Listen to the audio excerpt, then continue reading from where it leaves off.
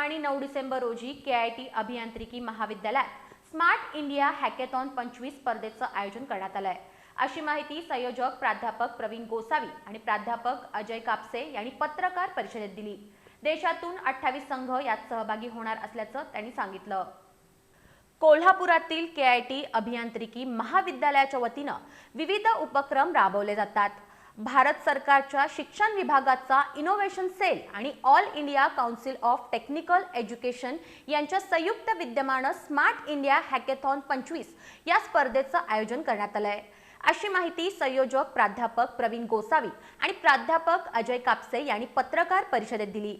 8 आणि 9 डिसेंबर रोजी सकाळी 8 वाजता KIT अभियांत्रिकी महाविद्यालयात परिषदेचं आयोजन करण्यात आल्याचं त्यांनी सांगितलं।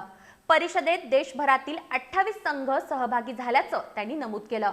याचं उद्घाटन डॉक्टर चंद्रशेखर बिरादार यांच्या हस्ते तसंच प्रसन्न डोईजड यांच्या उपस्थितीत होणार असल्याचं त्यांनी स्पष्ट केलं। 100 प्राध्यापक आणि 110 विद्यार्थी स्वयंसेवक यांच्या माध्यमातून सहभागी विद्यार्थ्यांना सर्व सुविधा उपलब्ध केल्याचं त्यांनी सांगितलं। यावेळी प्राध्यापक निखिलेश सौंदतीकर, प्राध्यापक अमित वैद्य उपस्थित होते।